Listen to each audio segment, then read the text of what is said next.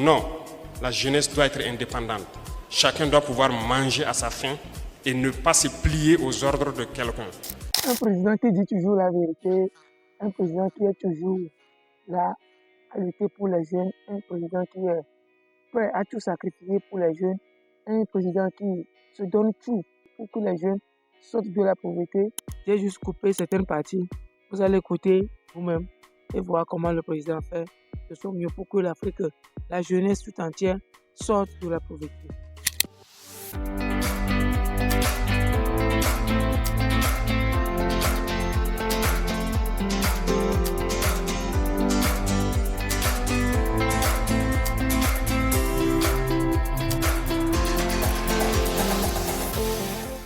Non, la jeunesse doit être indépendante. Chacun doit pouvoir manger à sa faim et ne pas se plier aux ordres de quelqu'un. C'est parce qu'on a le ventre vide qu'on n'a pas le choix souvent, on suit. C'est cette politique qui a été adoptée depuis longtemps. Il est temps qu'on arrête cela. Les richesses sont entre les mains d'individus véreux qui tiennent le pays. C'est eux qui tiennent les greniers. Ils choisissent quelques jeunes, on les donne quelques sacs de mil, quelques épis. Et lorsque la masse populaire commence à pleurnicher... En tout cas, le président a raison. C'est parce qu'on n'a pas la force des fois qu'on suit. C'est parce qu'on n'a pas les moyens qu'on suit. C'est parce qu'on n'a pas du maïs dans son grenier qu'on suit. Vous voyez? Oui, c'est comme ça dans la plupart des pays en Afrique. Et la plupart de ces jeunes-là qui font certains travaux, mais qui sont dans certains métiers aujourd'hui, ce n'est pas par leur volonté. C'est parce qu'ils ont faim, c'est parce qu'ils n'ont rien à faire, c'est parce qu'ils n'ont pas d'autre choix. Vous voyez? C'est à ça qu'on est confronté dans la plupart des pays africains. Mais il y a certains présidents qui font de leur possible pour piller encore ces jeunes-là, pour maintenir encore ces jeunes-là dans la pauvreté, pour bloquer encore ces jeunes-là dans la pauvreté, pour ne pas permettre à ces jeunes-là de faire de leur mieux pour relever le pays, pour relever le continent. Alors, le président Ibrahim Traoré est venu mettre fin à tout cela. C'est pourquoi j'aime beaucoup ce président. Il est allé jusqu'à attaquer certaines sociétés qui prennent les jeunes, leur payent des maigres salaires contre ce que l'entreprise dans laquelle ils se sont embauchés leur paye. Je prends l'exemple. Je crée une entreprise, peut-être parapublique ou bien une entreprise privée. Je prends les jeunes qui cherchent des boulots et maintenant je leur cherche de boulot. Quand je vais négocier avec l'entreprise qui va engager ces jeunes-là, qu'est-ce que je fais? Supposons que l'entreprise décide de payer peut-être 200 000 francs à ces jeunes-là. Étant donné que c'est par mois que les jeunes ont trouvé ces emplois-là, je leur paye juste 50 000 ou bien je leur paye juste 60 000 francs. Donc les 60% ou bien des fois même les 80% de ces salaires-là vont dans la poche de ces entreprises-là. Soit disant qu'ils les ont déclarés à la Caisse nationale, il les a fait que ce soit, il les a payé des bottes, il les a payé des habits de sécurité, des chaussures de sécurité, avec des alibis cachés derrière. C'est ce que les entreprises-là font. Et c'est ça qui est en train de piller encore plus les jeunes. Vous voyez que c'est pas normal, c'est pas du tout normal. C'est ce qui est en train de se passer dans plusieurs pays africains. Oui, si je mens, dites-moi dans les commentaires que je mens. Et ces jeunes sont obligés de suivre ces entreprises-là parce qu'ils n'ont pas le choix. C'est ça le président est en train d'évoquer. Ibrahim Traoré, je t'aime beaucoup.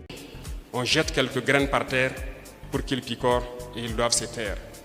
C'est ça la politique. Ça doit cesser. On ne doit pas utiliser nos masses populaires, notre jeunesse comme ça. Nous devons les mettre au travail. Il y a des possibilités de créer beaucoup de choses. Quand je prends Kaya, produit son cuir depuis des années. Qu'ont-ils fait pour ne pas mettre une seule usine de production, ne serait-ce que de nos rangers, ici à Kaya, parce qu'il y a la capacité, il y a la compétence. Ont-ils mis en place quelque chose? Nous continuons d'importer nos rangers. Nous produisons du coton, mais nous continuons d'importer nos tenues. Parce que l'importation enrichit des individus. Mais ça ne profite pas à la masse populaire. C'est ce qui doit changer. Nous devons produire. Nous devons construire nos usines et nous devons produire, transformer nos matières premières. C'est ça, vers ça que nous devons aller. L'objectif est clair, la vision est claire. Que la transition finisse aujourd'hui ou demain, retenez ce message. Ceux qui vont relever, amenez-les à faire le nécessaire pour la jeunesse. Nous allons tracer ces signaux. Et tout ce qui peut être fait au cours de cette transition, nous le ferons. Qu'ont-ils fait pour ne pas pouvoir mettre ne serait-ce que... Oui, le problème de la transformation. Vous savez, en Afrique, nous sommes très confrontés à ce problème-là. Nous n'aimons pas transformer. La Côte d'Ivoire fait partie des premiers exportateurs de cacao. Vous voyez, même sur le plan international, la Côte d'Ivoire se trouve dans les 5 premiers exportateurs du cacao. Mais est-ce que lui-même fait du chocolat? Non, voilà. Et ce qui m'étonne, c'est que le chocolat est vendu 10 fois plus cher dans le même pays qui exporte le cacao.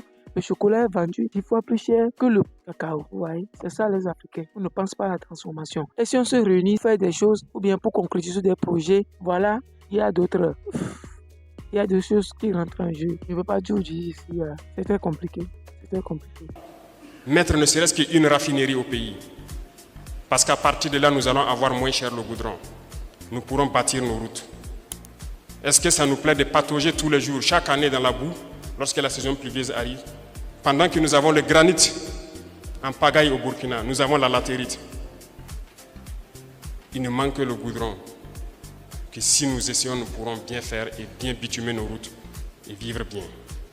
Il y a tellement de choses que je ne peux citer ici. Mais ces individus doivent comprendre que c'est fini. Le jeu s'arrête là. Ça s'arrête là. Ils ont assez fait pour que le pays se retrouve en guerre et que des gens se retrouvent à mourir. D'autres n'ont pas le choix, sont obligés d'être d'intelligence avec l'ennemi pour avoir leur pain quotidien.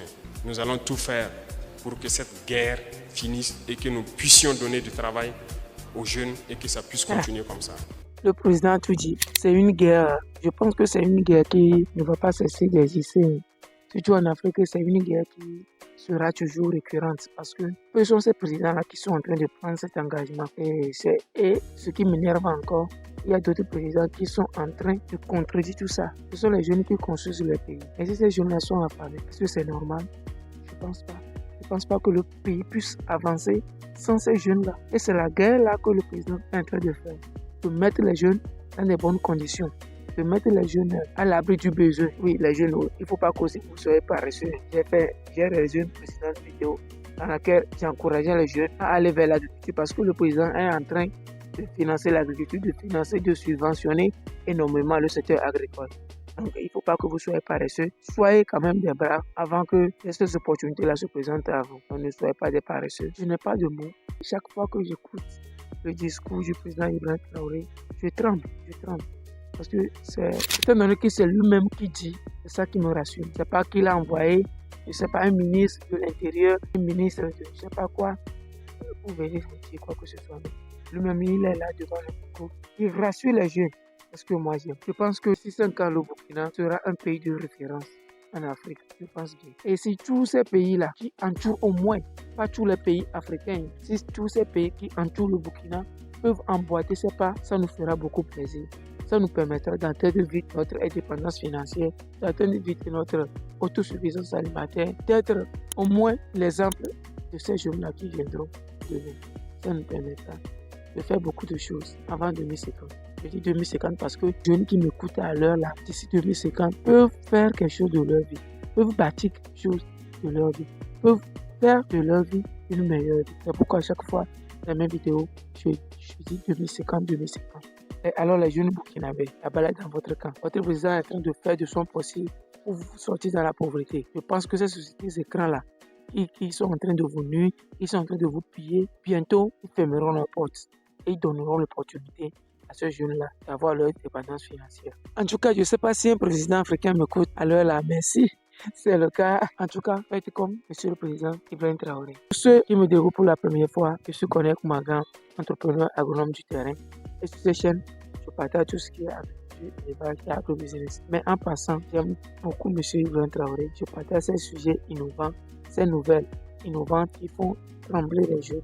Je partage ça sur ces chaînes. Alors, si ma tête vous plaît, abonnez-vous, activez vos codes de notification pour être au parfum de ces gens de vidéos et de partager la vidéo. Alors, j'ai réalisé une vidéo dans laquelle je transformais mes papayers mâles en papayers femelles. Dans cette vidéo, j'ai employé 3 méthodes qui m'ont permis de changer le sexe de ces papayers mâles en papayers femelles.